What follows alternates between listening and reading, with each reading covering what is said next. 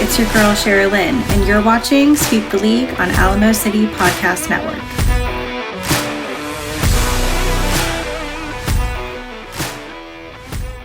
Hey, this is George Iceman Gervin, and you're listening to Sweep the League.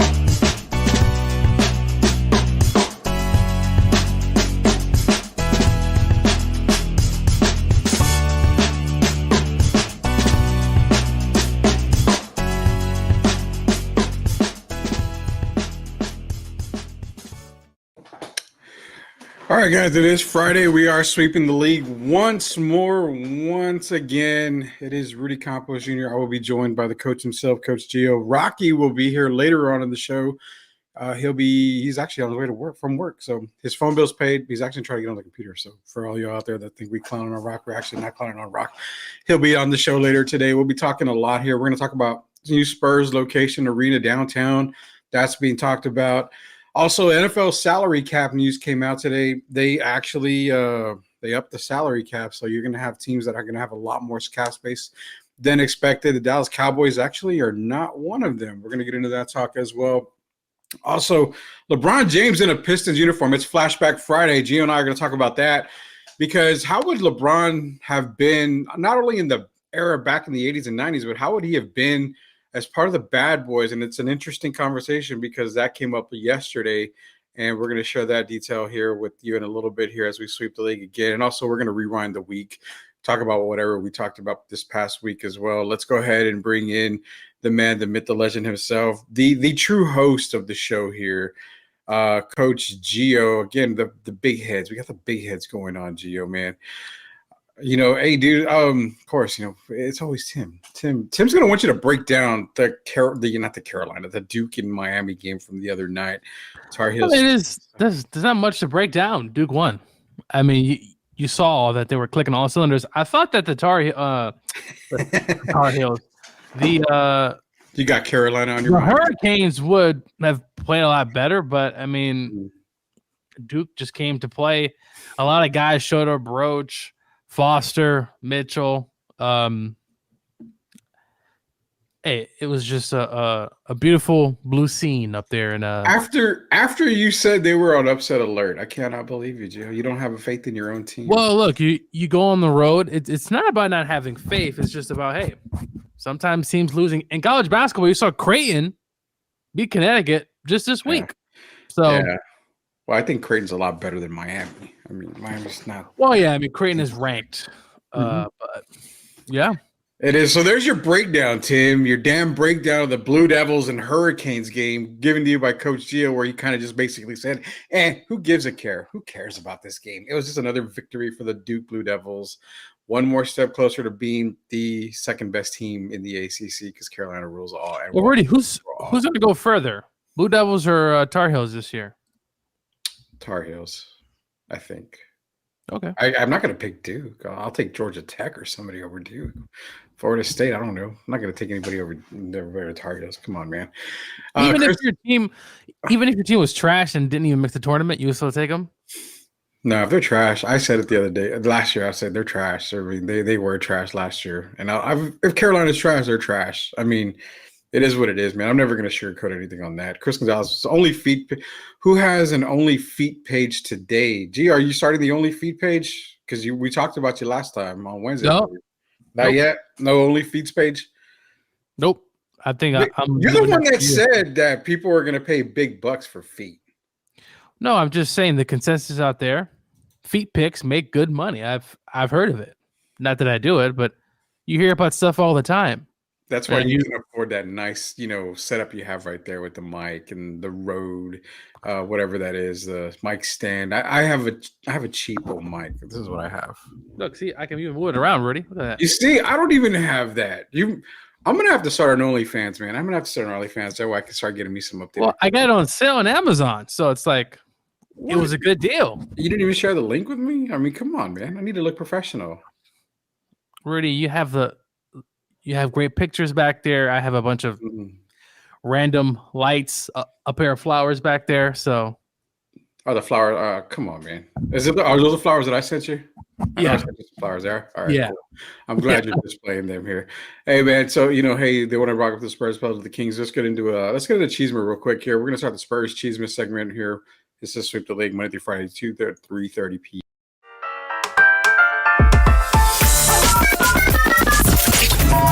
So, like, I hear about the Spurs this y Spurs that, y como que esto y esta, pero I never hear about the real Spurs chisme. Nime, por favor.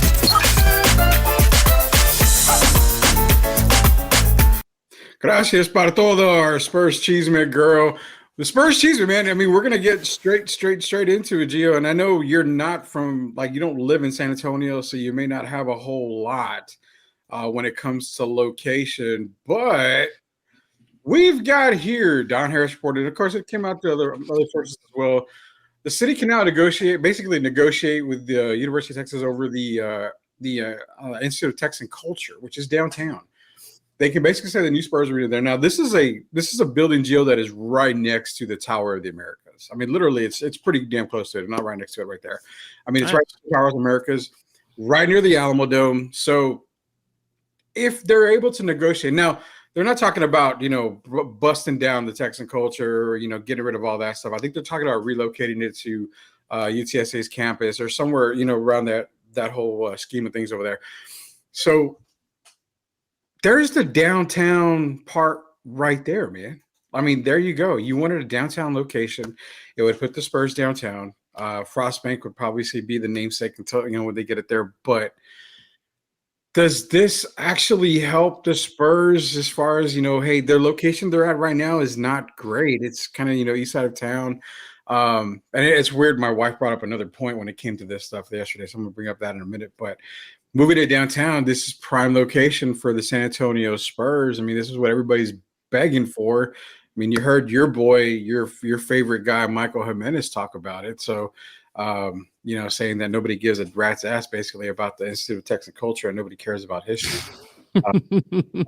Your boy, man. Spurs downtown, Gio, makes more sense for San Antonio?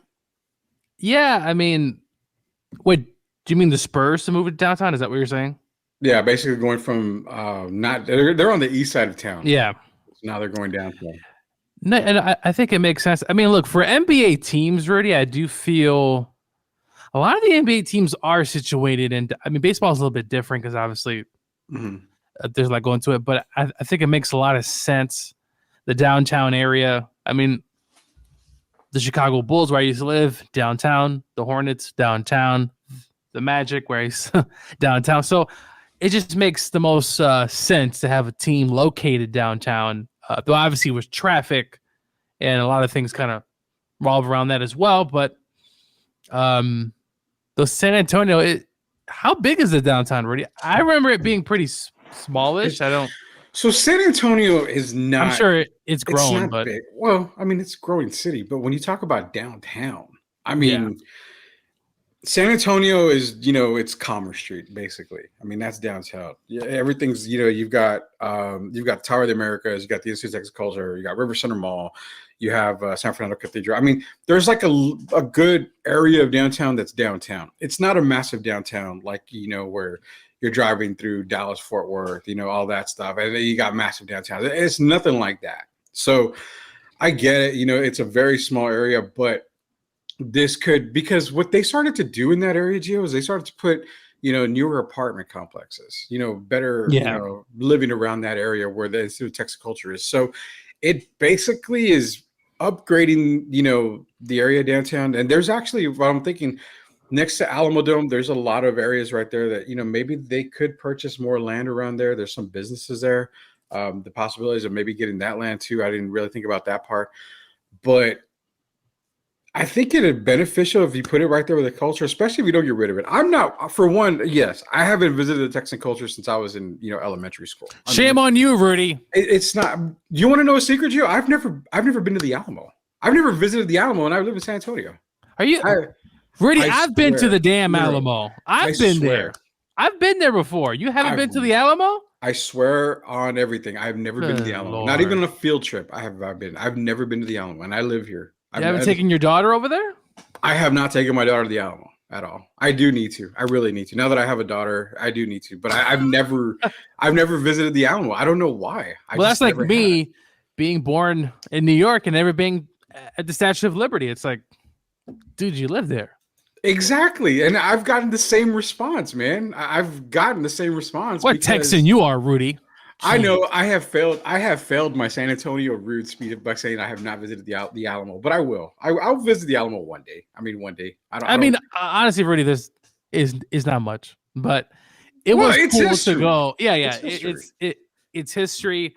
I'm a big history buff, so when I went there, that was one of the first things I saw. I will say the food on the Riverwalk, because I think the Riverwalk's not too far from there. The Riverwalk food is pretty terrible. Tourist trap, should I say? Well, it's designed to do what it's supposed to do. It's tourist stuff. I mean, it's to attract tourists. Because I stood at the Marriott Hotel on the Riverwalk. It was the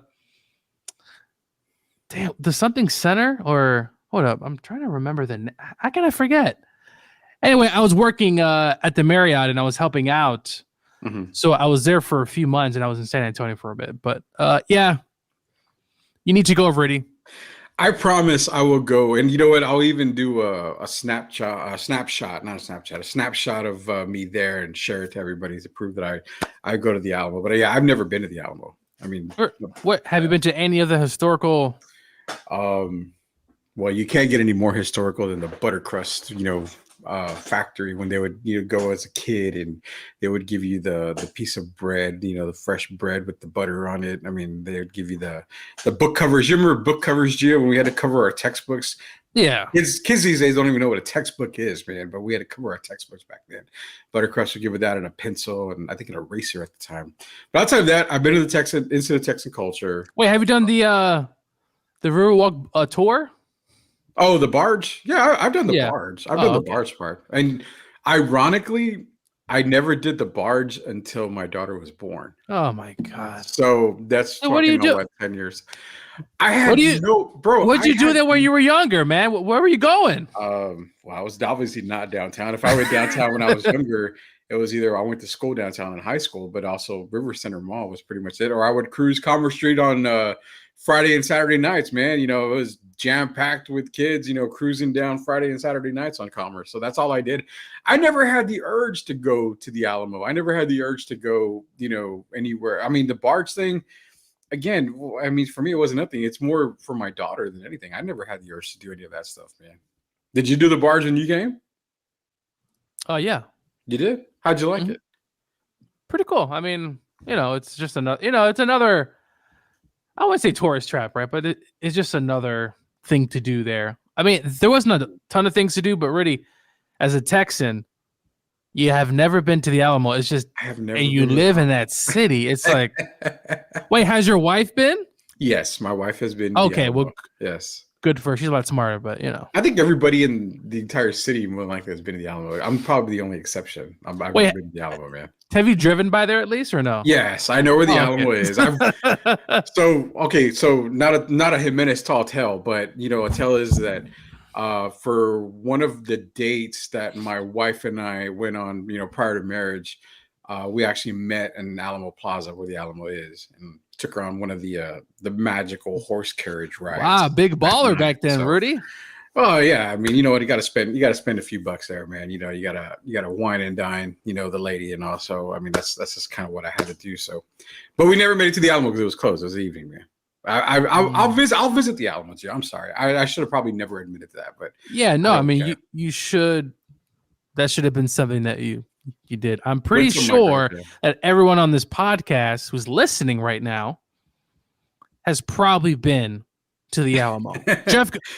Jeff, if you're listening, I'm pretty sure you've been to the Alamo. I can almost guarantee Jeff has been there. Everybody's been to the Alamo, from what I'm understanding. I mean, Marriott River Center, that's probably where you stayed at. Yes, yep. Mm-hmm. Yeah, John is saying I've really only been to the basement of the Alamo. Apparently, it kind of sucks technically when Pee Wee Herman has been there before I have ever visited the Alamo. I mean, technicality, man. He passed away, right, Rudy? Yes, Paul Rubens, he did pass away. Rudy must have been Jenny Little Troy at the time.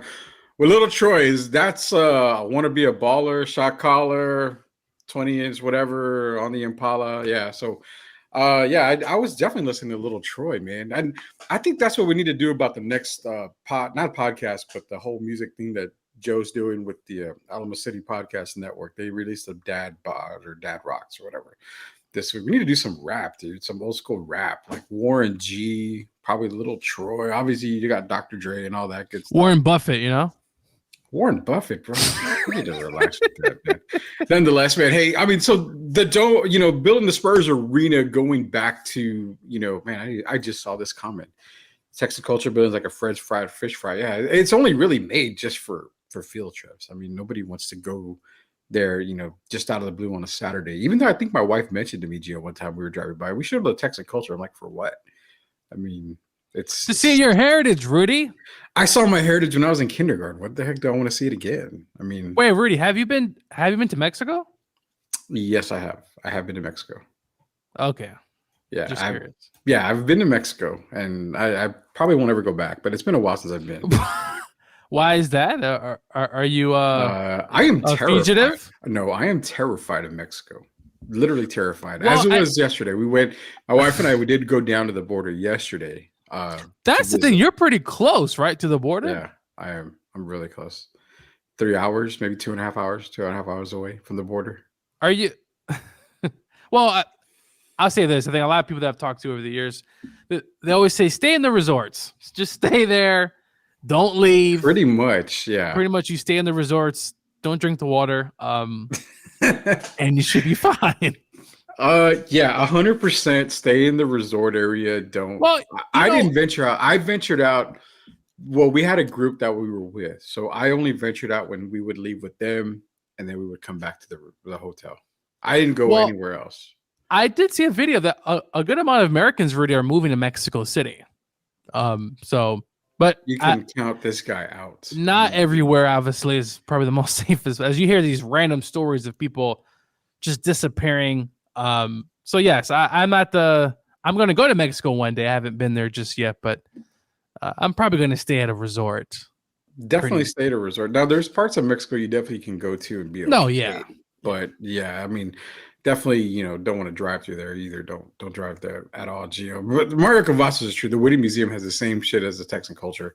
Again, I think San Antonio's got great museums. I think, what you see the Texas culture, you can see somewhere else. I mean, it is what it is. I mean, we have I think every major city has a planetarium. I went to the planetarium one time. That was pretty cool.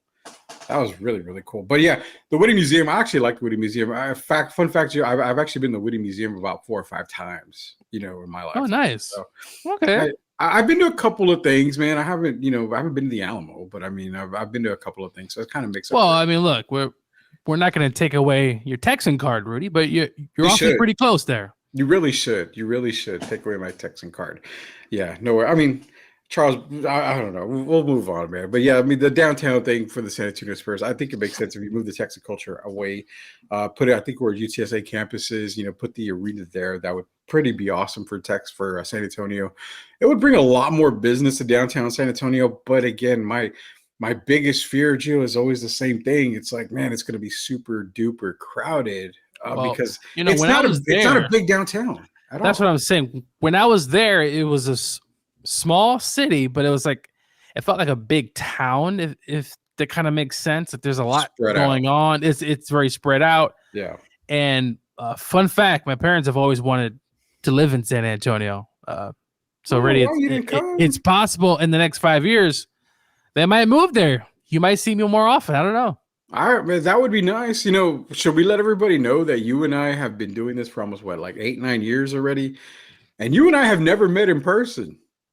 I know. This has been, you and I have had the longest You've Got Mail, Tom Hanks, Meg Ryan type of. Yeah, we have an online relationship for forever, man. You and I have never met in person. When you finally do, Rudy disappeared on me a few times, but you disappeared on me, man. That's the way it is. Well, not disappear. You know what? Sometimes life gets in the way. Rudy. Yeah, it is true. Life does get in the way, man. To me, I think it's better for personally downtown restaurants and bars. Yeah, I mean that'll drive a lot of the economy up there downtown. Mario Cavazos. Have you been to a Claiborne Meat Market on Claiborne Road? You know what, Mario? I will tell you this much. I've been to Culebra meat markets. I actually lived in my childhood home. I lived off of Culebra, General McMullen. And of course, everybody knows there's a Culebra meat market on Culebra right there, right before you get to St. Mary's University. And it's actually right next to one of the best barbacoa places in town, Gio. And that's La Amistad. La Amistad, that's one of the reasons why I got fat. I go in there every single Sunday, getting barbacoa for the family there. And I mean, La Amistad is awesome. So if you ever came down, I'd take you into the deep roots of San Antonio where I used to live, get you some good food there. But yeah, Culebra. It's like a Mexican grocery store, right?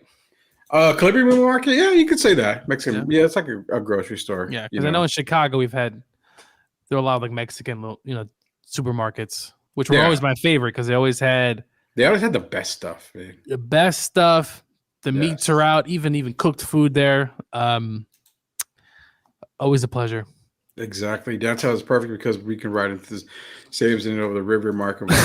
Yes, sir. Yeah, he knows it, man. He knows it. So, to sum it all up, basically with the with the Spurs possibly moving downtown, it's a good win-win for the San Antonio community, getting the Spurs back downtown, the roots of Hemisphere Arena. Then you've got the Alamo Dome where they once played. I mean, think about it. Their first title came in the Alamo Dome. So new arena downtown, perfect. What do you do with that arena over there by the Coliseum? The Frost Bank Center. Do you tear it down? I mean, I don't know what you do with that thing. How old is the arena? Man, so 2003, 2002. So it was. I mean, they won their second championship in that arena. So that's how many years are you? Because I know, obviously with the Sonics, right? Like they couldn't get a deal done. Mm-hmm. How many years? Like how long can you have an NBA arena? Is there what was it, 20-something years already? Right? I think that's kind of. I think there is a limit to some sort of limit that I think it's maybe 23, 20. I mean, I don't know, but yeah, there is a limit. I was thinking about the Spurs arena. I was like, didn't they just open that? But football is different, right? Because football, the Raiders had that damn thing for a long time, Rudy, and they were even planning on. What was the Coliseum, man? I mean, it was the Coliseum. I mean, the Chargers. They didn't get a new stadium, right? They went with the freaking Rams. Losers. I mean, I don't think there's actually a time frame. I think what it is you have to have updates. You got to you got to update your play because I mean, you're talking about what Fenway Park. I mean, they still make updates to Fenway Park from time to time. Well, yeah, it doesn't mean like baseball to me seems so different because the historical aspect. But the NBA seems, I got to say, 25 years really. Probably you better get some stuff done, or you're probably got to get a new basketball arena. 100%, dude. I assume when the Sonic, because I think we can agree with this, the Sonics are going to eventually come back. Yeah, they're going to expand. That they're going to expand. I think the Sonics will be back, and they're obviously going to get a. To me, Rudy, it's crazy that we have basketball in Oklahoma City. We have basketball in Sacramento, California. We have basketball in New Orleans. Mm-hmm. And we don't have a basketball team in Seattle. It just, the fans there have been there, Rudy. They're passionate. One of the great sport fan bases in America here, and we don't have a damn basketball team. But you've got two baseball teams in Florida. To me, that makes no sense. Oh, I don't understand these baseball teams. Given the Rays are doing better. I mean, they're better. Yeah, I mean, the Rays have been historically, at least over the last decade. But think about this, Rudy. I remember I tagged you. Orlando's trying to get a baseball team. I know. Makes no sense. Orlando, Rudy. Zero. Disney World. I just don't see it. Mm-hmm. But Orlando's tried over the years to get other professional teams, mainly obviously football and baseball. If Orlando gets a baseball team, I think there's just too much stuff going on. I don't think it's going to work out. But anyway, they're trying. Yeah, basketball in Memphis. That's kind of a one that I never really truly understood, even though it makes some sense. And their first arena was weird, right? Was it like a pyramid, Rudy?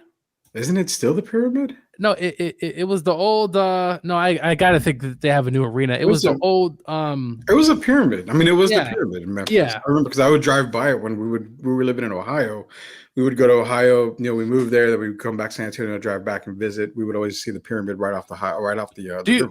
Yeah, no, I was saying, do you think Canada will get another basketball? Because there's been conversations about that. Honestly, Vancouver, I don't know. I think you'll see. Okay, so it's weird. I think before Canada, you may see a team in Mexico first, or you may see a team in Europe, like Paris or somewhere, before Canada gets another team.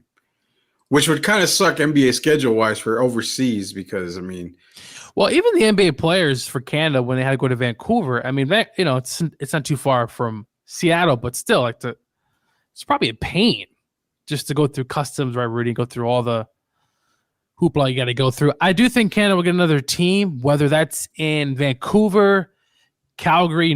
They have the Calgary Flames there in hockey. It's gonna be interesting to see. Baseball too, Rudy. Do they go back? It sucks that Montreal obviously doesn't have a baseball team anymore. But there's a documentary coming out on that. Yeah, yep. On the Montreal Expos, why they left. I think baseball in Canada was a great thing. Montreal was great. You got the Toronto Blue Jays in baseball still. Well, the Blue Jays, very passionate fan base. I remember when the Mariners played them a few years ago in the playoffs. It was a loud arena. They like baseball. Football would be interesting in Canada. I feel like you need to do a dome, but I don't know. Yeah, you do. Man, this is Sweep the League. Yeah, it's a Bass Pro Shop now in Memphis. This is Sweep the League. Coach Gio, Rudy Campos Jr. We come to you every single Monday through Friday from 2 to 3:30 p.m. The Rock's going to be joining us later on today. He's actually on his way, so once he clocks in here, we'll get him on the show. We were talking about the downtown location for San Antonio, but before we move on, be sure to go to YouTube, search Alamo City Podcast Network. That way you can get all the notifications for when we are live, as well as Generation Duo has their episode with Brandon Medina gets dropped. Also, the Alamo City Sportscast with Michael Jimenez and Joe Garcia. They get you started in the morning. We clean up the shit in the afternoon. Coach Gio, Rudy Campos Jr. So, man, the other thing too, Gio, is I brought this up too about the whole Spurs thing, because my wife and I, while we were leaving yesterday on vacation for a one-day trip, she made a point. She's like, if you notice, a lot of arenas and stadiums and stuff are built on cheap land in the city. And it kind of makes sense as to why you don't have a lot of places these days downtown, because we know the downtown land's expensive. And to me, it's a good point. The Spurs built the Frost Bank Center, which is now the Frost Bank Center on the east side of town, probably because the land was very inexpensive. They save a lot of money that way. So is that the reason why we see a lot of teams building outside of downtown, maybe in a suburb and stuff, because that land is so cheap, they save so much money and they kind of get it back to themselves in the end? Yeah. Look, we see this in other sports, Rudy. Like we talked about the Bears. Hey, the Bears, look, they couldn't get a deal done potentially with Mayor Lori Lightfoot, who's, by the way, no longer the damn mayor, but the Bears want to move to Arlington Heights, which is in the suburbs. They want an indoor facility.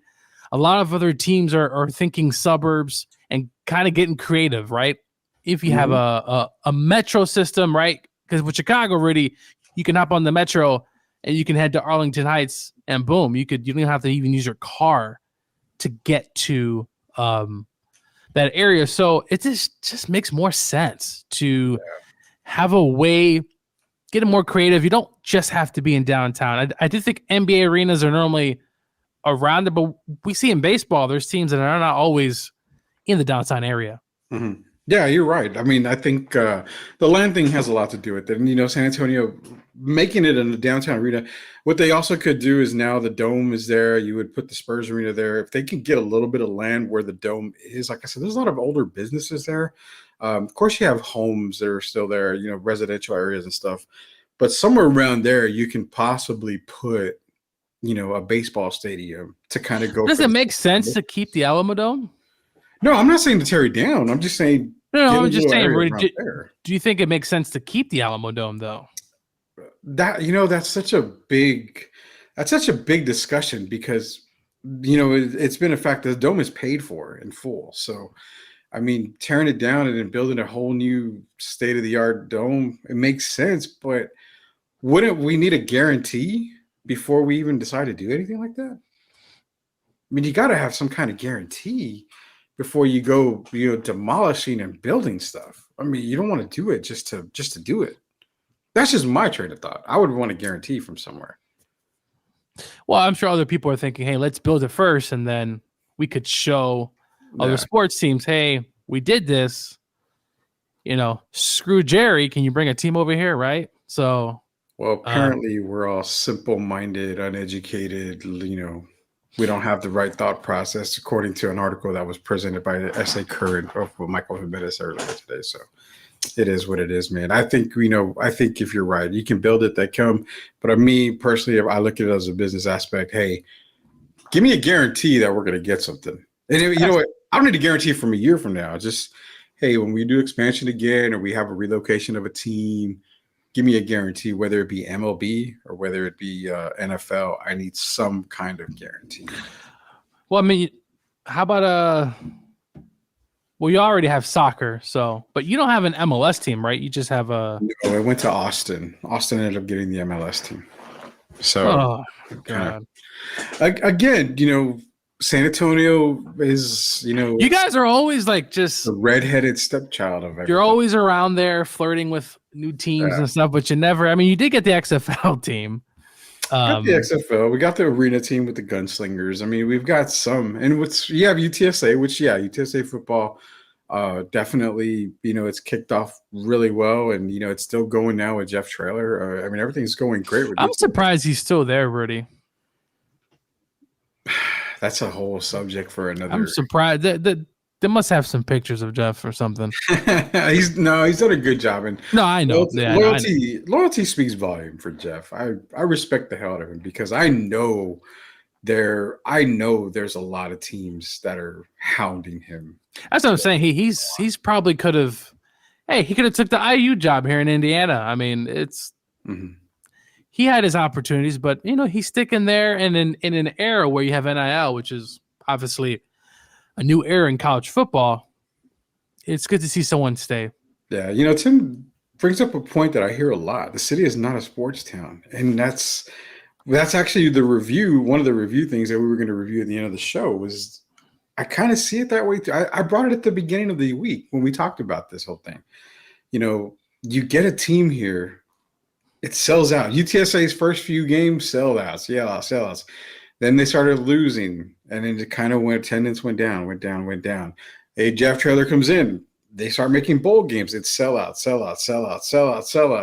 Then it's kind of go down. So it's like San Antonio supports everything when it first gets here, but you've got to have the support through the good times and the bad times. And I get it. People don't make a lot of money. I mean, it's a middle class, city. Well, according to Jimenez, we're all poor. You guys are all poor. Yeah, we're all poor. I'm poor. I mean, hell, actually, this isn't even my room. This is a background I found online, so I'm using it as a background. Yeah, I get the feeling really like if you put a team in Seattle, they're going to support. They've supported the Mariners over the years, and they were not always good. So it's not just the initial part. This is a long-term. You got to support this team. And look, I lived in Orlando for a while. As bad as the Magic have been, Rudy, they've had a lot of support over the years. Mm-hmm. Always top 10, top 15 in attendance in Orlando. The fans are still going, even though now obviously they have good young talent. And but yeah, it's the long game that these leagues are worried about in San Antonio. And even the past few years, the San Antonio Spurs, their attendance was way down. Way down. And that's the thing that's concerning to a lot of people. This city is not sports knowledgeable. They don't know when to get involved in the games exactly. And that's the thing. It's not bashing the city, Gio. We're not bashing the city. We're not bashing sports fans all over. We just all are in agreement is that you've got to support in the best times. You've got to support in the worst times. If you're at 50,000 people on average, during championship runs, for any type of sporting event or whatever, you've got to be at 50,000 people attendance when it comes to mediocre times. Yeah, well, y'all used to have the Stars. What? Why did they dissolve, Rudy? I forgot about that. So the Stars, I can't really comment too much on. I mean, the attendance wasn't great for the Stars. And me personally, I went to a lot of Silver Star games. I mean, my mom loved to watch the Silver Stars play. My dad was a fan. I'm actually a pretty big fan of, female sports in general. I think, myself, even Derek Gerben will admit the fact that it's more of a structurally sound game. It's like, it's fundamentals at its best is what I look at it as. And, I don't care. Caitlin Clark has been, really, she's the next big thing. She's been, I think she's going to do fine. And the WNBA does have some, because really, I remember when the WNBA first started with the Comets, the Liberty, the Sparks. Really, it was pretty intense. It was pretty intense. Yeah, I remember watching a lot of Comets games. Those games were actually really, really good. And obviously, they went through a law. And then now the NBA basically gives them money. But look, the game is more structurally sound, and you see a lot more. It's a different, not necessarily college, but like college football, right? Like the reason why we love it is because the passion, right? Now it's obviously different because people are getting paid, but it's just, I forgot about the Stars. It's like, wait a minute. Yeah, we even had they had the San Antonio Iguanas for a long time. We had San Antonio Rampage, which they're both hockey teams. They're basically like triple A, but maybe like AAA hockey is basically what it was. So they went to Vegas. The Stars went to Vegas, and then next thing you know, San Antonio Rampage would go to Vegas. They were bought out. They were not as obvious. Vegas bought them both, and they both moved them to Vegas. So Indianapolis has actually the NBA or the MAD leagues come into Indy area, and then we also have a minor league hockey team. So it's interesting that, man, San Antonio just kind of catch a break. And it's hard to explain it because Tim is even mentioning a good point too. You've got UTSA, but before UTSA, everybody's a Longhorn fan. You're born and raised a Longhorn fan. You were born and raised and bred as an Aggie fan.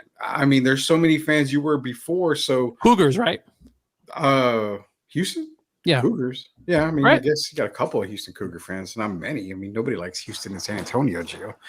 I'm just saying, I was just name dropping another university, not completely far off. All right, we got to bring in the Rock, man, because he's going to love talking about this here. Rock, hey, what's up, Rock? Where have you been, man? You all right? What's up? Yeah, man, I've been working, man. What's up with you? Nothing much, dude. Nothing much, man. Just kind of chill. I'm gonna put you up here, Rock. I'm gonna go to the bottom here because you two guys are the stars. You two guys. I need a haircut. I need a beard trim. I need a haircut too, man. That's why I'm wearing a hat. T-shirt Longhorns are Aggies fans. That's true. There are more Cowboy fans and Texan fans. Honestly, I can truthfully say there's a lot of Cowboy fans in Texas. But when the Oilers were here, I knew of a lot of Oiler fans too. So. It's hard for San Antonio to catch that break, Gio, because you've already fans of another team. So if you bring an NFL team to San Antonio is going to be hyped. San Antonio is going to be like, yes, yes, yes, yes, yes. But are you going to turn your back on the Dallas Cowboys? Are you going to turn your back on the Texans? Are you going to turn your back on all that? You would, because obviously, you're the breed. Rock would never turn on his Dallas Cowboys.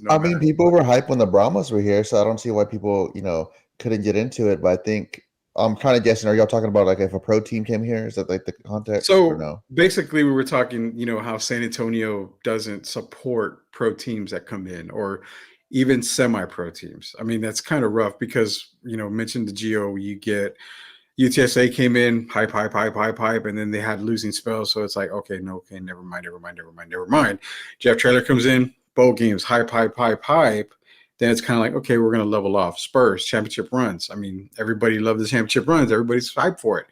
Then you get the product after Tim Duncan, after Tony Parker, after Manu, after Kawhi, all these guys. Yeah, even they're into the DeMar and LaMarcus era, it was kind of just level. It wasn't, this much attendance. And that's what we're trying to say. In order to get more sports teams here, pro teams, you got to support.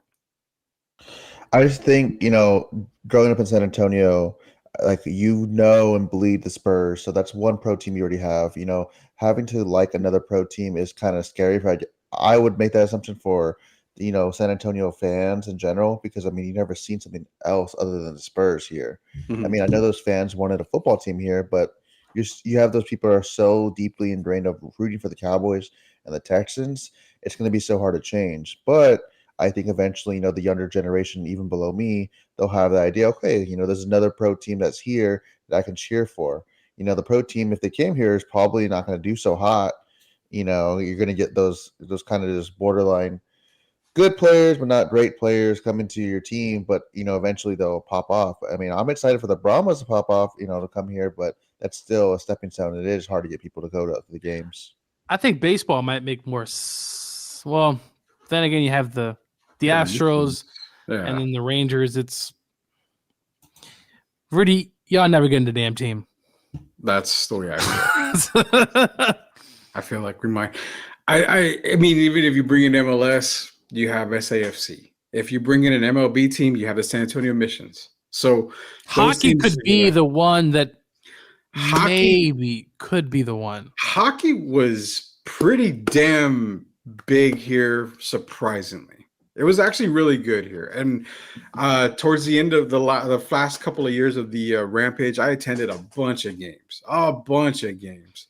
And they had pretty decent crowds, man. I mean, they were popping left and right at the Rampage games. So I wouldn't mind see hockey back in San Antonio, but another pro team, I think, okay, safe to say for you guys, it's safe to say when we're talking about professional teams, not semi-pro and not, double A, triple A type teams. We're talking true professional teams, major sports. It's safe to say that we're probably never going to get one, ever. I think the only one that reasonably was be MLS down the line. But you've got it in Austin. That's the problem. Yeah, it just depends on how SAFC keeps doing in these coming years. But I just don't think, like you said, a baseball pro team wouldn't come here because I mean, one thing about San Antonio too is like these people have the mindset of who's going to pay for it. That's what's going on right now with the whole downtown arena thing. People are thinking, well, who's going to pay for it? Why do they need another arena? Yeah, you're right. I mean, it's gonna come back on the taxpayers, and Gio's not gonna pay because Gio don't live here yet. So. You're damn right, I'm not. We should bill Gio for half of this stuff, man. Dude, look, I think the only thing is probably soccer, as Rock said, and maybe hockey.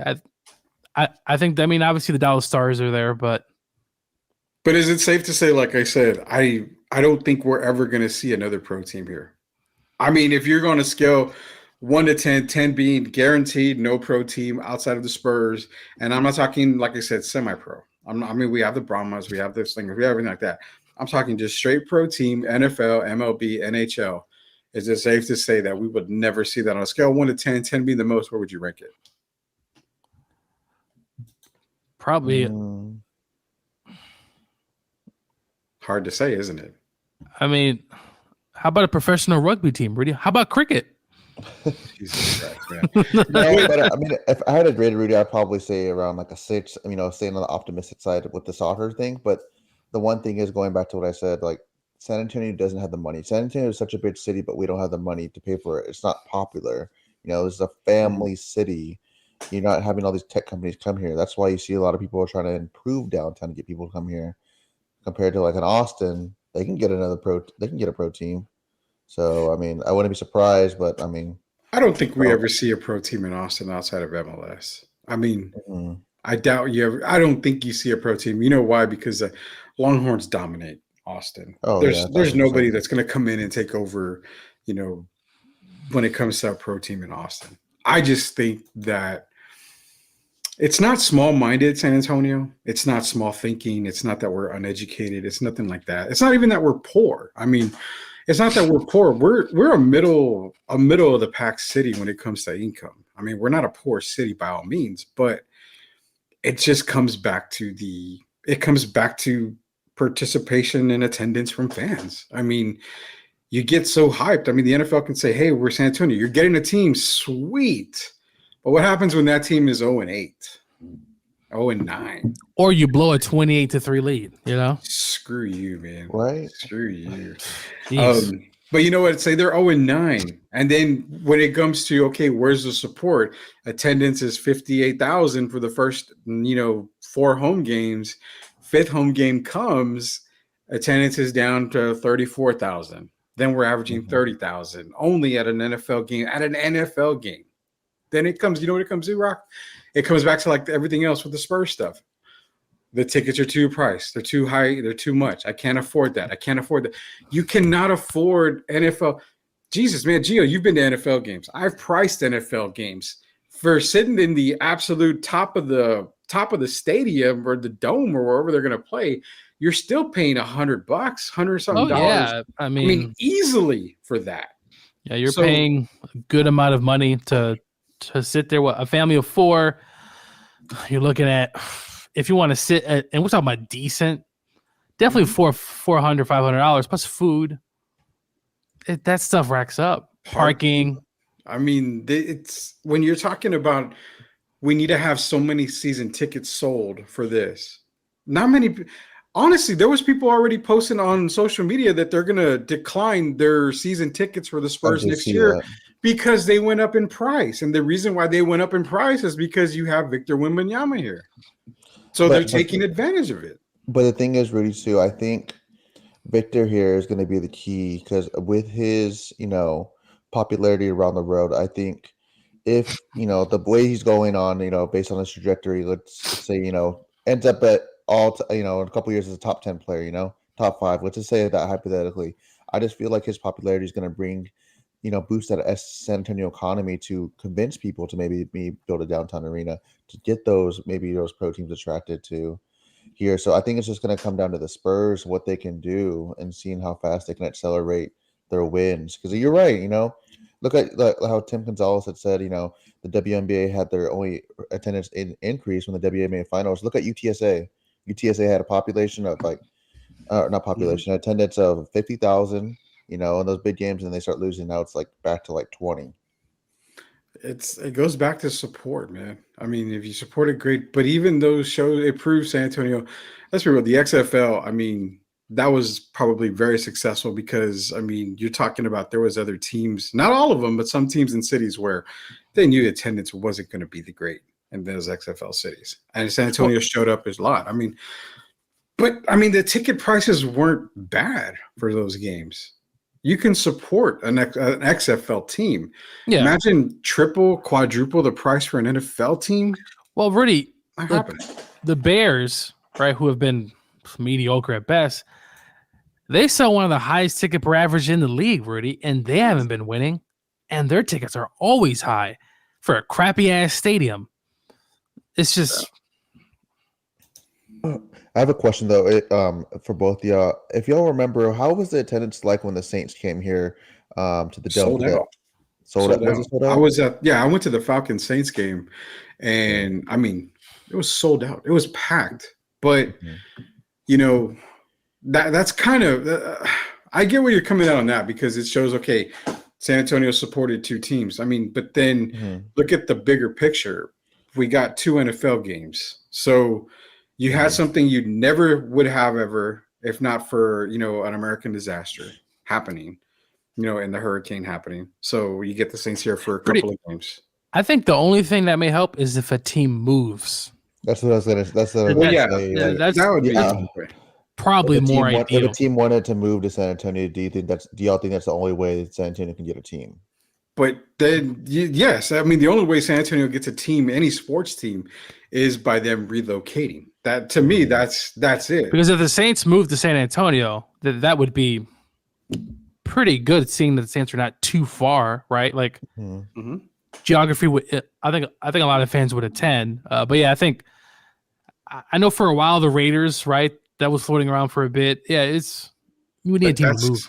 But that's the part that if I'm leadership, I'm pissed off because my city keeps getting used as that pawn. Oakland, the Oakland Athletics. I mean, you keep getting used as a pawn, and it's kind of like, you know what? What did Will Smith say? Keep my wife's name out of your mouth. Keep my city's name out of your mouth. If you want to bring something here, bring it here. Quit using my city as a scapegoat to move it somewhere else. Where do you think, guys, if the NFL expands, where are they going next? International for sure. They're already talking about going to Europe for a team. That'd be interesting. There's a lot of logistics. I think if the NFL does expand, Canada would be interesting for another team or for a team actually. Seeing that the Bills are not actually, they're pretty much near Canada. St. Louis wants another team, Rudy. St. Louis, to me, you can say Mexico also. Well, yeah. To me, it's going to be if the NFL expands to more teams, which obviously, how many teams do they expand to? I mean, you can't go just one team. It would probably have to be 4, ideally. I mean, if you I think Portland 2, would be a good spot for a team. Portland, maybe it would be good for another team. I mean, I don't know, man. It's kind of hard because you can make a case for St. Louis. I think St. Louis would be 1, and then after that, it's international, whether it be Canada, Mexico, or overseas, which they're already talking. I mean, you have NFL Europe already, where they take games overseas. So I think that's where, and it's not like you're like, oh, well, you know, it's going to be hard traveling. I mean, no, the teams will travel Monday, get there, you know, that same day basically, and you have practice all week. You come back, you give them a bye on the week back, so it should be okay. It'll work out in itself, I think. I just wonder if they did that, how it would affect the athletes, or if they would support it. Because I mean, you already have some athletes in the past talking about how when they play on a Monday night, then they have to play a Sunday. That short turnaround, their bodies are still affected. So I wonder if athletes won't support it because of jet lag. But then you do make sense of the bye. So Yeah, but obviously, the teams from Europe coming to the I mean that like if you're in Germany and you're going to Seattle for a game, it's just I don't know, Brady. To me, there seems to be a lot of. I think Mexico first or Canada. I think makes more sense, and then we could. And that's why I said it would be St. Louis, then either Canada or Mexico, and then Europe. I mean, they do want to go to Europe. I mean, hell, even the NBA is talking about picking a team in Europe. I mean. Maybe was it China? I think they said they wanted to expand to get a team out there. I mean, it's kind of ridiculous. I mean, to be honest with you, they can that meme, Rudy. Get ready to learn Chinese, buddy. Hey, this is Sweep the League, man. We are talking about expansion in San Antonio. We talked about the arena. I know Gio's going to be here for just a little while longer, but I want to get to this topic with Gio. We got 2 big topics happening. We've got the NFL salary cap. You know, they just announced that the salary cap is going to be it's going to be bigger. I mean, they're going to add, you can have more cap space for teams. So basically, I'm going to bring this graphic up here. This is what we're showing now. The Commanders would have with the new estimated cap. You're talking about the Commanders having the most at $87 million. That to me, that's amazing, dude. I mean, the new coaching staff there. They can do a whole lot with that kind of cap space. The Patriots at 82, the Bears at 80. Those 3 teams. Who's number 11, Rudy? Number 11 would be the Rams. Yes, the Rams. Definitely the Rams. And who cares about number 11? I don't care. Sure. Where the Cowboys at? So on the Cowboys, I've got to scroll down because they are in the negative. They are over $8.2 million. Hey, Jerry wants to make a big splash. But Derrick Henry right there, $8.2 million a year. That's kind of where I'm getting at here. I hate talking Cowboy stuff, but the Saints are always at the bottom. Well, yeah, even the Buffalo's trying to re-sign Stephon Diggs, and it ain't happening. I don't think Stephon's going to be there. He's going to be moved. Then you're talking about the Cowboys. They're over $8.2 million. You keep making the comment, Derrick Henry, Saquon Barkley, yada yada. Then you hear. Dak's going to rewrite, the contract situation when it comes to restart the whole Cowboy thing.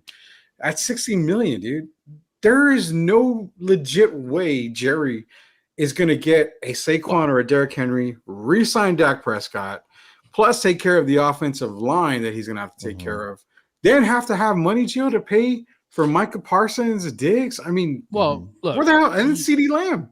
They need to restructure some contracts. Right, get rid of some of these players, and obviously, look, these contracts are from year to year. So, right, just playing around with the cap numbers. Look, Les Snead has done it with the Rams a lot. Just kind of figure out where you can push. What are you going to upload a contract? Are you going to backload a contract?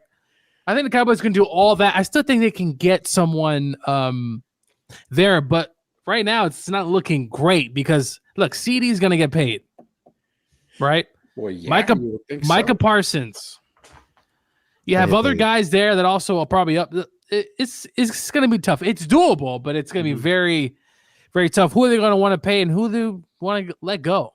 So there's so many. Like, I think Cowboy fans need to realize that this offseason is going to be pretty damn hard for the Dallas Cowboys. I mean, you're going to pay Dak all that money. You're not going to free up any money to go beyond Tony Pollard. I mean, well, look, they can pay a lot of that money up front, potentially a signing bonus, which I think the signing bonus doesn't count against the cap, if I'm not mistaken, I believe. So there are ways, Rudy, but nonetheless, you're right. It's going to be difficult. A lot of guys want to get paid, and you still got that lame duck head coach there. So, yeah. This is who I circled right here. The Houston Texans.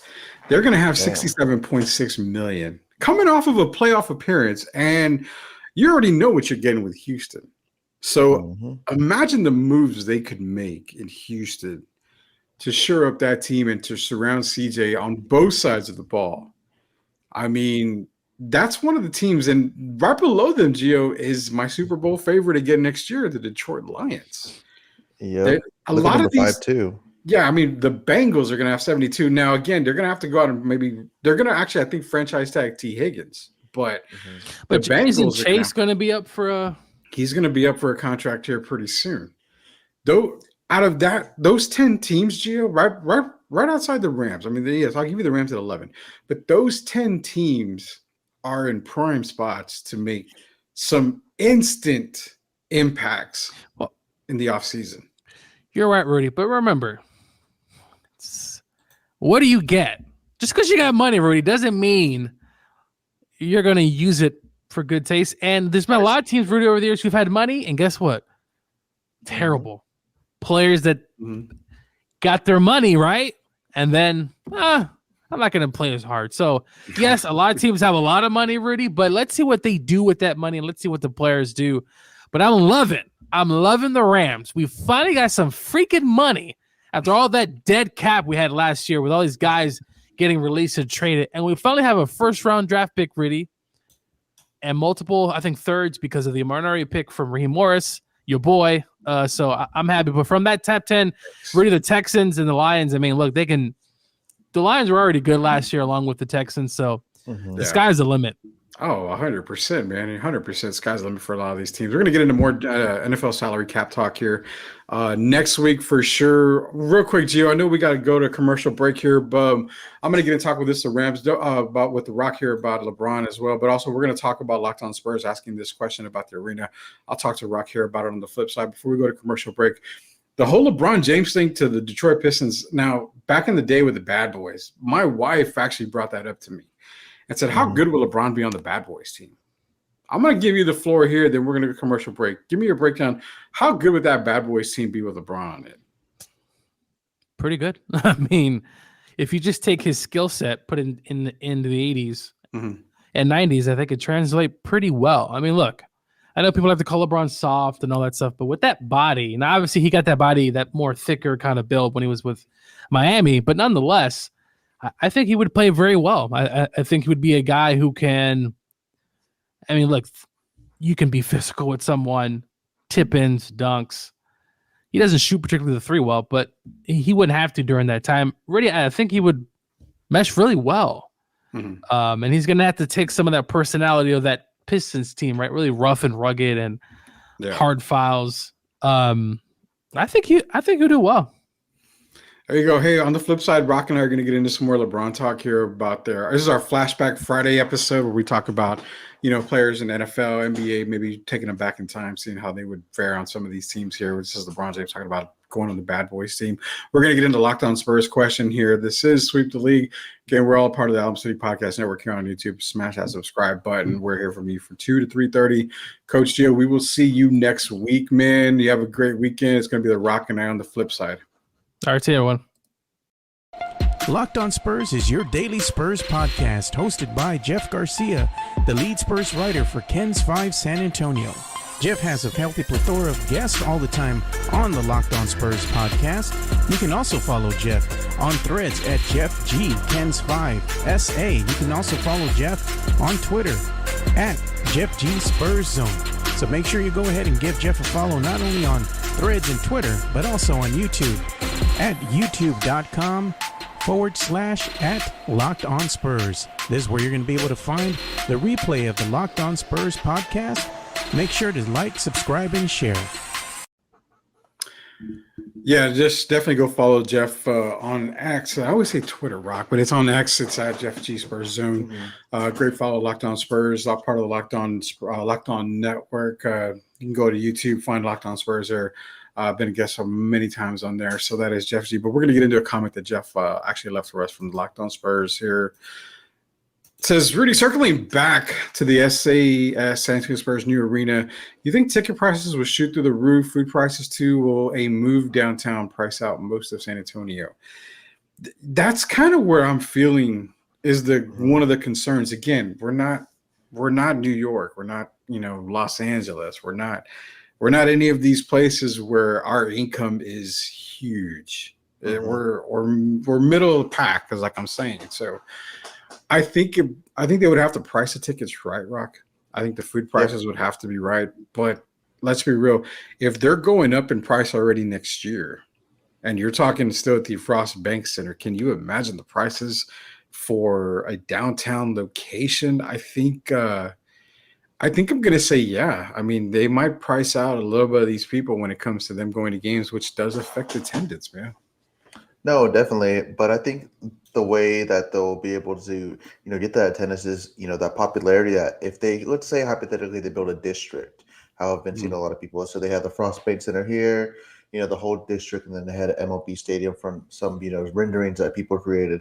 I think eventually, those people are going to want to come to San Antonio and flock downtown, and with UTSA, trying to emphasize on bringing people downtown in the city. I think that attendance will stay there, but it's just going to suck because you're going to lose those diehard fans who sit up in the upper deck cheering for the Spurs nonstop with their heart, but you might lose those people as well. Yeah, you will. I mean, that's the problem, is that you don't have any idea exactly how this is going to work. I mean, you're talking about a downtown location. Prices are going to go up. I mean, it's especially in a new arena. I mean, prime location. Do they basically get priced out? I don't know, man. I mean, I want to say yes. It's going to be very expensive. I know one person that's going to cancel. They apparently canceled their season tickets for next year. I'm probably sure a bunch of people are going to follow suit. Does that mean that they'll bring the prices back down? I have no idea, man. But again, if you want to jack up the prices, you've got to put a better product on the court. And I'm not saying that they don't have the players. I mean, everybody's in love with Victor. Everybody's in love with Devin. The team is what it is. But when you're, sitting at 11 and, 40 or whatever the record is right now, I mean, it's not a good dish. Not everybody is dying to go to a Spurs game. So you almost have to look at the prices like, okay, this is the prices where it's going to be. This is where we need to be. Can we get to this point? Yeah. Well, how do we get to this point? Bring in, this much talent. Let's get, let's start off the season really good. It's winning cures all, basically, is what it is. If you're winning, everything is perfect, man. No. And I see Jeff's comment, talking about Hemisphere Park, and I've seen that, when I would be walking to the UTSA games from Southtown, you see it getting built. And even in the area where I am, I'm downtown. I'm over here by Josephine and St. Mary's, and I see it getting built. There's the area apartments I am, they're trying to build a little district. And downtown they're trying to make downtown more popular, and I'm all for it, but it's just, people are always going to get affected whether they do it or not. But you can't rely on the downtown district, to support the NBA, the Spurs, to support the franchise. I mean, it's going to be, I think what it is, it's going to be a lot of corporate dollars. Like, you're going to have a lot of corporations come in and say, hey, we're buying all the suites. We're buying, the suites are gone. We're going to buy X number of tickets, give them away to our employees. It's going to be a lot of corporate dollars coming in and out, to where that's the way I see it to be successful. People are still going to go to the games, especially if it's downtown. They're going to go to the games, but will you go to more games than not? I mean, where you may go to 5 games a year, knowing it's downtown now, again, brings up the prices. Maybe you can only afford 2 games. Maybe you can only afford 3 games. And last but not least, I went on Ticketmaster. I'm surprised. This is how random it is. I went on Ticketmaster, and I didn't know you could Klarna and Afterpay tickets now. Yeah, I mean, that's the new thing. As I think I saw Candace tweet it. She said Klarna is a new millennial layaway, and I have to agree. If everybody knows, man, I corner the crap out of a lot of my shoes. Oh yeah, I mean, I stuff, man. don't mind doing it. I'll admit it. Well, you can do it on Ticketmaster now. It makes me think, okay, possibly the new era will help Yeah. get some people to more games, but nonetheless, man, I mean, Jeff, the thing is, it's going to get expensive. I think. But the thing is too, Rudy, is like the way they're going to be able to attract people for attendance is what they build around. And I think it's going to be beneficial too. If you look at it, those small businesses that are downtown, they may see more foot traffic down that way. I feel like that'd be beneficial. We look at bars and other areas. I think if it gets too high, the fans are going to start canceling more. They're going to realize that, like you said, they're going to have to set a standard to it. But it also depends on what product they're having on the court. I love all the guys on the team, this and that, but it's obvious you need a Robin for a Wemby. So it's just going to depend on how they're going to do, next coming seasons too. Yeah, for sure. This is The Rock. That's Rudy Carpenter. Sweep the League comes here every single Monday through Friday, 2 to 3:30. Coach Gio will be back on Monday. We've got him for the first hour when it comes to Sweep the League now. So when we left for commercial break, Rock, Tim, it depends on ticket prices. When we left for commercial break, we were talking about Flashback Friday, having LeBron basically part of the Bad Boy squad. And it came up because my wife and I were driving vacation yesterday for a day trip, and it was like, hey, how would LeBron fare on the Bad Boys? And I'm driving like, man, I don't know if that would work. Then stop and think. I think, yeah, it could, because his game, prime LeBron's game, obviously would translate really well back then in that era. You can say, well, he's not tough. He's, he cries a lot, yada, yada. But if you put him with the Bad Boys team, he doesn't have to be tough.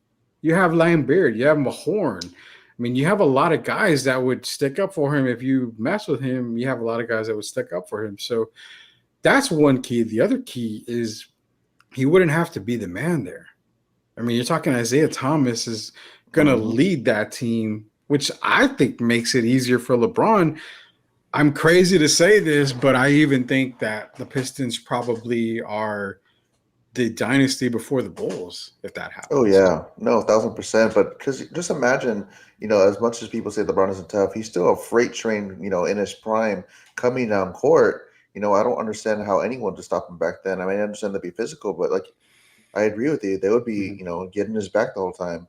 But if time travel or whenever time travel becomes real, and if we can make that happen, Rudy, imagine LeBron versus Jordan. You just see them going one-on-one against each other. I think You'd eventually be able to resolve all of these. Yeah, no, we would resolve everything, but it would be amazing just to watch that. But I think it would easily work. LeBron, in my sense, would work in any era. As much as people want to debate MJ and LeBron, who's better, this and that, they're both great in their own way. It would be interesting to watch them. Well, yeah, it's a debatable era is what it is. You have the greatest players in every era. Before MJ, you're talking about Kareem Abdul-Jabbar. I mean, before Jabbar, you're talking Will Chamberlain and Bill Russell. I mean, you have different eras that are going to produce different goats of the game. So I think it's just a whole thing about what era they're playing in. Rodman and LeBron. See, that's what I'm saying. You'd have Joe Dumars, Isaiah Thomas, LeBron James, Dennis Rodman, Bill Laimbeer, Rick Mahorn, Mark Aguirre, James Edwards, John Sally.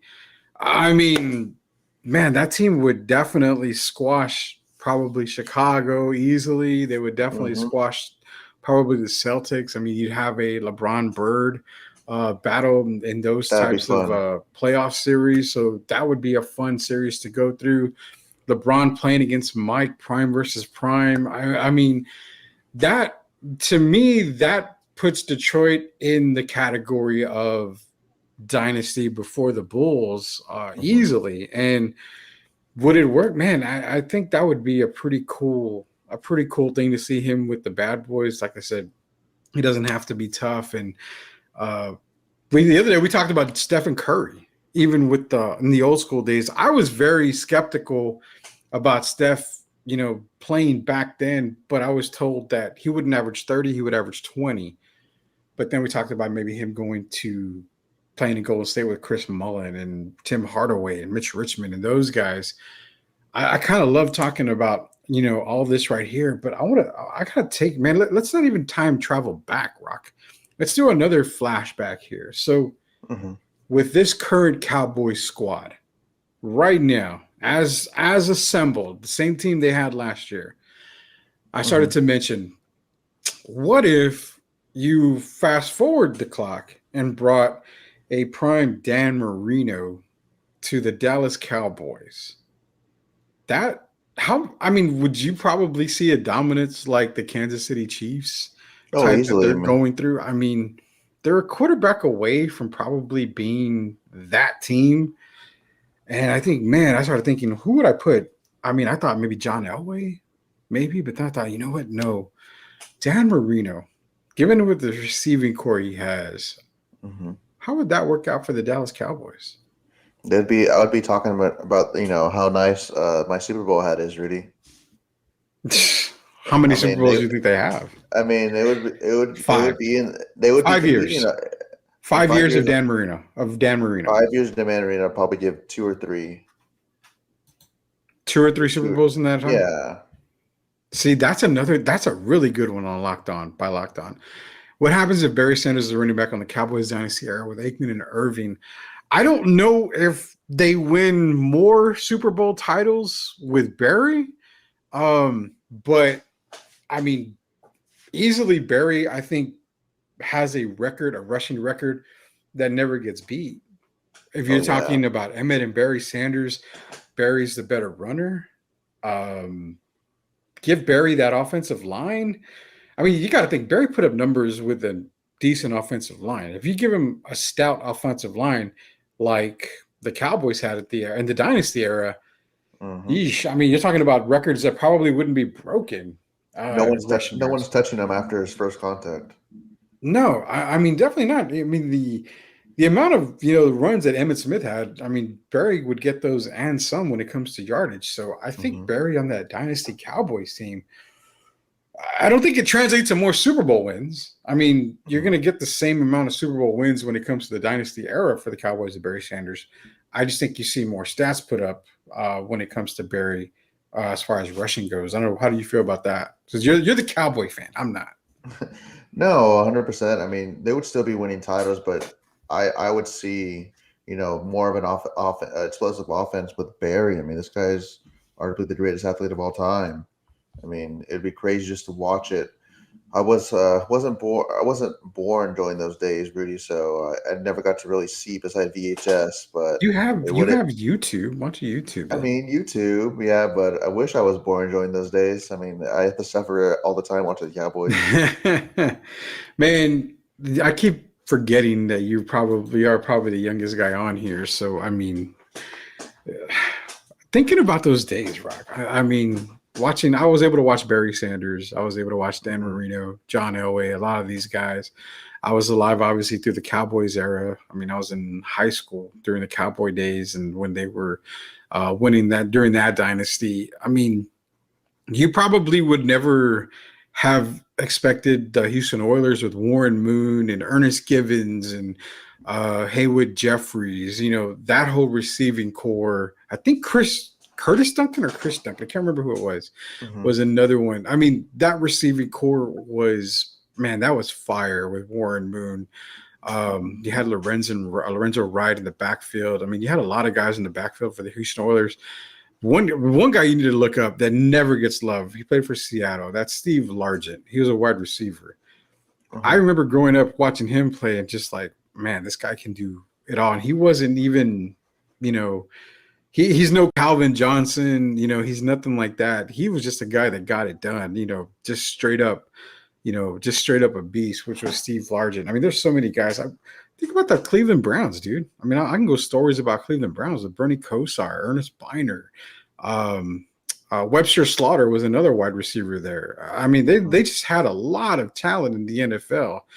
But again, it's like the NBA. You had so much talent on one team. It was almost like they were a stacked team, but they were drafted or, they made a one for agent move. So I have to say, man, if you had a time machine, definitely go back to the 80s and 90s and watch sports then. You definitely would love it. I want to go back to the 80s and 90s just to get their clothes, man, because I always loved the throwback clothes. What is that? What kind of jacket was it? The starter jackets back then? I think the Yeah, starter dude. jackets. Those starter jackets are so nice, and they're so expensive if you try to buy them from a reseller now. How much do they go for? Because I had a Easily Spurs. I had a easily Spurs starter. easily $200 to $300 now. For a starter's jacket? Mm-hmm. See, back then there was the members only jacket that I know. Now these days the original members only jackets they're expensive. I know that for a fact. They are pretty damn expensive, the members only. But what other clothes back then was there around? I know starter jackets. Growing up for me, you were saying parachute. I'm pretty sure you're gonna say parachute. Parachute pants. But so you're talking like MC Hammer parachute pants? Oh, those, and then I don't know. I mean, some of the t-shirts in general are so much better quality. I like the hats, like the snapbacks in a sense, like those are so much better quality also. But just the shirts are always so iconic. I always like trying to look for vintage stuff, and then like just seeing that it, like especially the sports memorabilia, it's so much more nicer. Yeah, one thing that I wore that I will openly admit was I used to wear Jinko pants. I don't know if you ever remember Jinko, no? Mm-hmm. So Jinko pants, you know what? I'm going to try to bring a picture up of it because you would probably be like, what in the hell? But Jinko pants were probably, man, they were so popular back then. They're the skater pants is what they were. And I'm coming up to it now. I mean, yeah, I can share this. I think this is. I wonder if Jeff wore Jinko pants. I don't know if Jeff did, but I mean, Jinko was the style back then, bro. I mean, you had a pair of Jinko pants. You were like, I think my brother owned probably like 5 pairs of Jinko pants. Let me see if I can share this screen.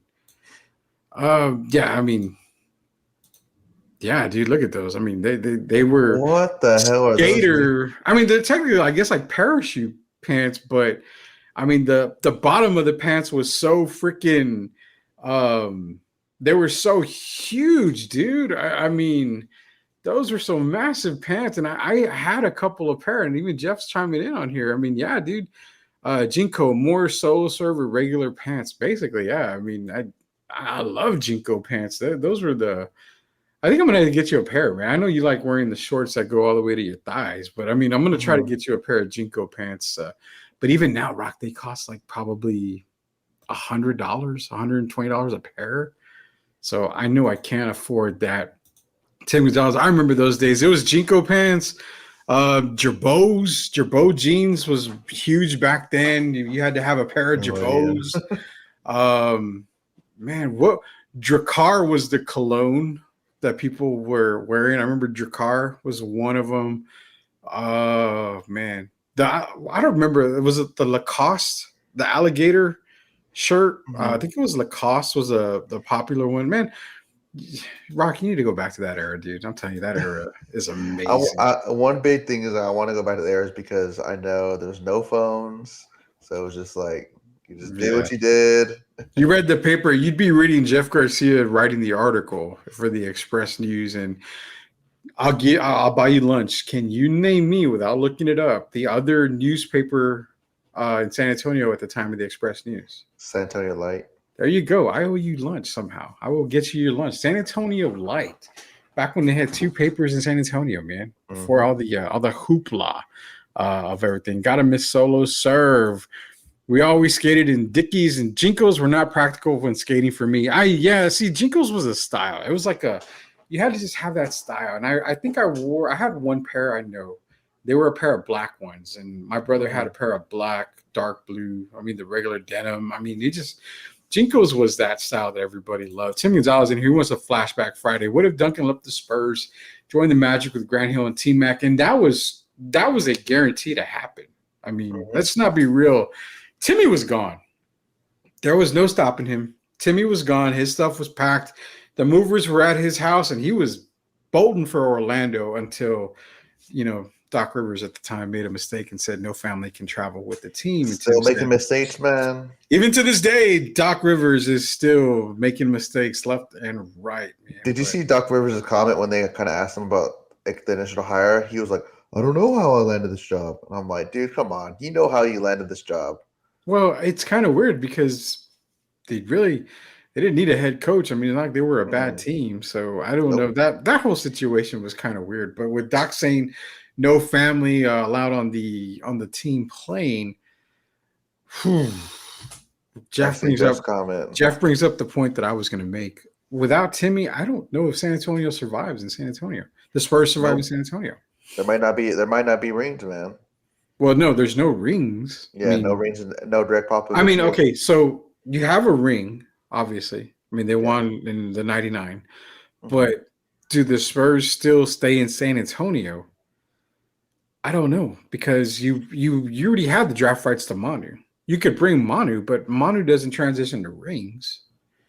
You're never drafting Tony Parker.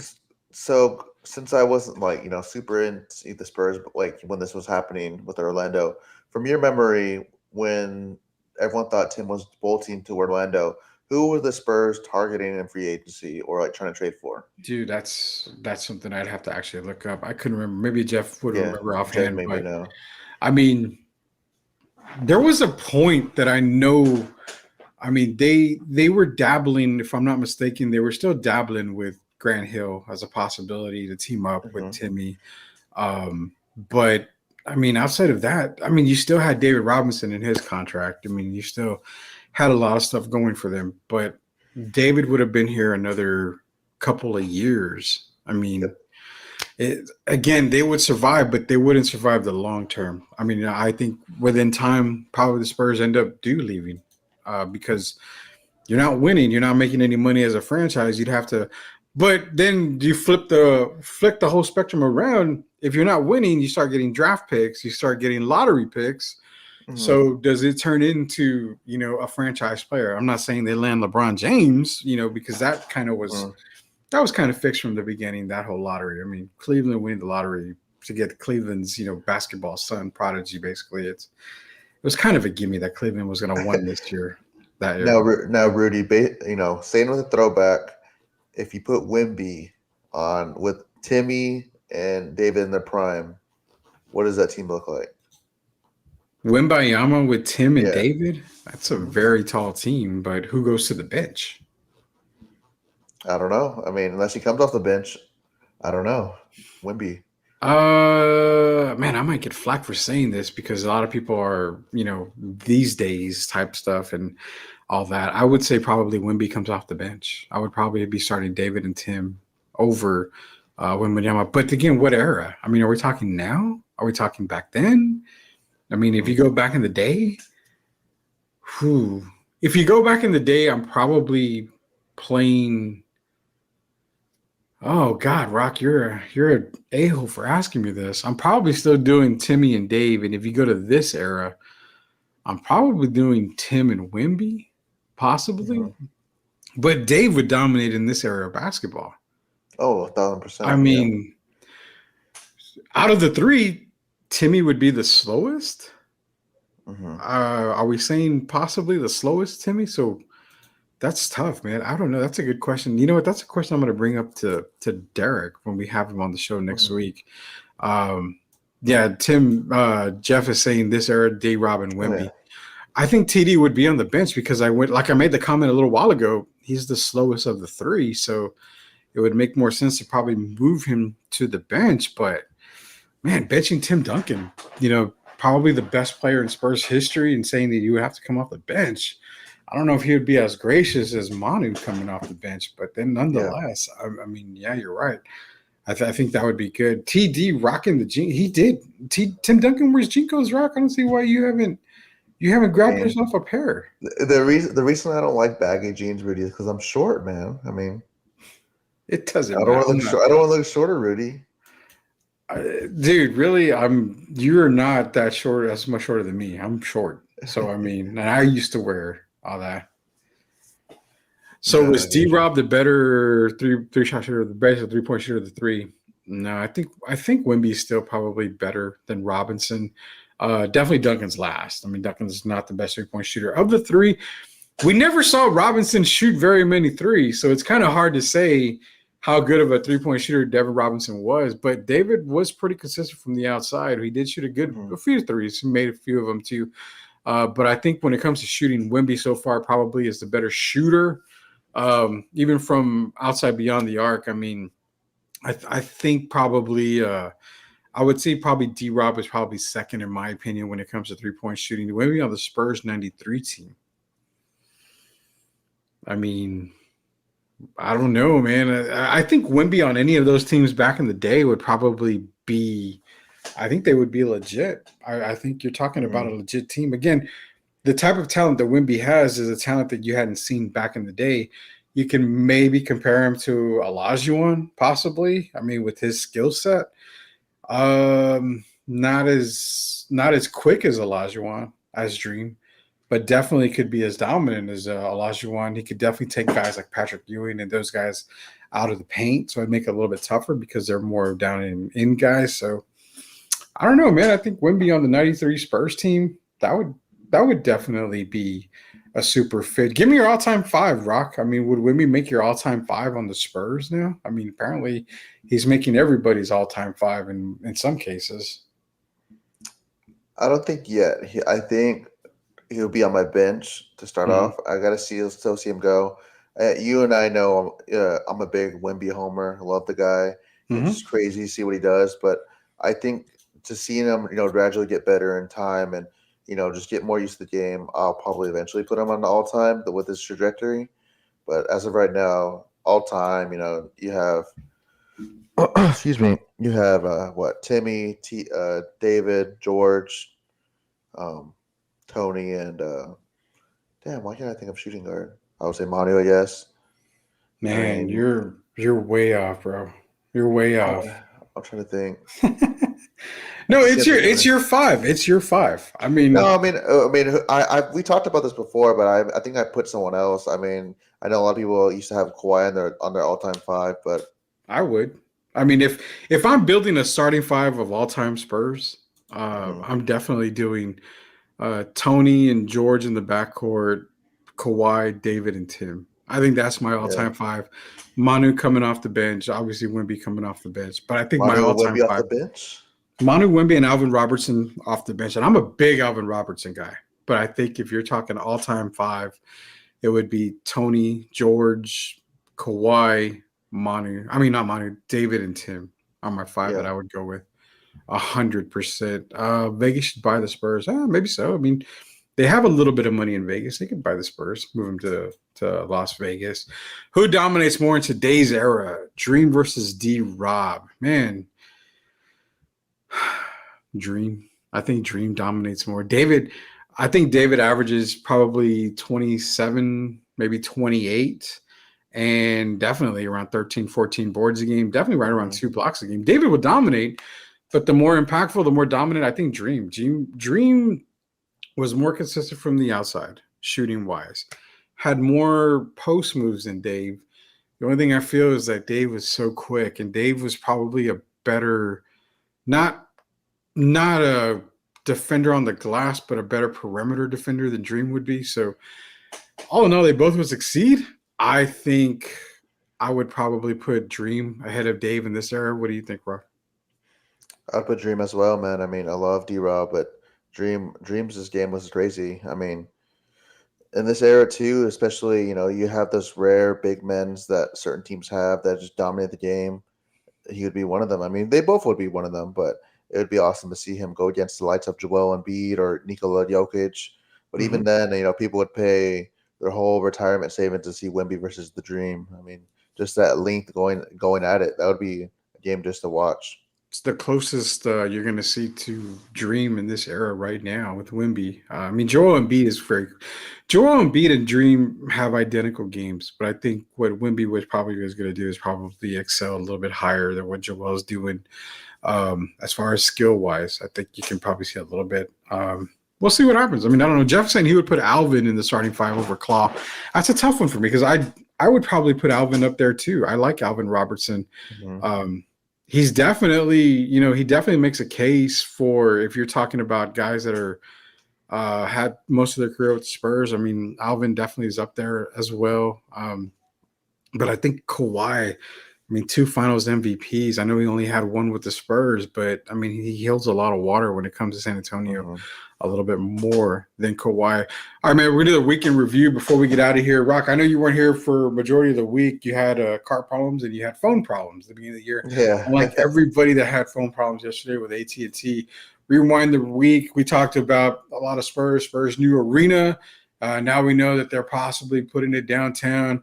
You had dad rock music, I believe. But let me pull that up while I'm talking to you guys here. Two Shots Podcast basically is having they had a Spotify dad rock for the weekend. Let me bring that up here so you can kind of get the link. Oh man. Before I do that, we also talked about Selena. Rock. I saw the documentary, and Gio and I were talking. Gio made the case that Selena would be as big as Beyonce, and I told him no, I don't think so. Yes, she would. What's yours? She would. 1,000%, Rudy. She would be as big as Beyonce if she was still alive today. Just her way she gravitated towards people, and given, it's, especially this state, but just given the increase in Hispanics in general, the Hispanic population, people would absolutely flock to her. She would have that cultural, as Beyonce has, she would have people going crazy over her. I think you could even, take it up a notch and say she would have, fans instead of Swifties. You would have, I don't know what you would call them, Quintanillas or Selenas, whatever nickname you want to have. But yeah, I think she would have been up there. Yeah, that was our big entertainment news for this week, talking about that. I say she wouldn't have been as big as Taylor Swift or Beyonce. And if you want to check all of our episodes out, all you got to do is go to YouTube, search Alamo City Podcast, search Sweep the League. You can find all of our past episodes for the week. If you want to debate about the Selena talk, you can debate about that. You want to debate about Spurs talk, you can debate about that. You want to remember history with us. See, where does so-and-so fit in this era? Can you bring George the Iceman Gervin to this era? How much would he average? We're going to get into all of that next week because George Gervin is actually getting honored tonight in Detroit. They're honoring him due to the fact that the St. Cecilia. We're going to talk to Derek Gervin about that next week. All those stories about St. Cecilia's gym, classic battles, George Gervin, Magic Johnson. A lot of those guys are playing in that gym at the same time. Just imagining the games that were happening there. Derek's going to let us know all about that. Also, man, shout out to Derek, Sweep the League's own Derek Gervin. He's getting honored this Sunday at Eastwood Community Baptist Church in Detroit. So congratulations to Derek. Yeah. It's a huge weekend for the Gervin family. Everybody in Detroit is celebrating. Derek Gervin, George Gervin, also their sister. They're all getting celebrated in Detroit. So congrats to the Gervin family out there. We're very proud of y'all here from Sweep the League. And there you can see right here, Dad Rock playlist. Definitely hit up Spotify. The link's right there. So you can, they got some great music. We suggested Creed. Creed's on there, Rock. I mean, that's Gio's band is Creed. So definitely want to check out the Dad Rock playlist. But until Monday, man, we're done sweeping the league for the week. For the Rock, for Coach Gio, Derek, we'll be back on Monday. This is Rudy Campos Jr. Until we sweep the league again. See you later, knuckleheads. Peace.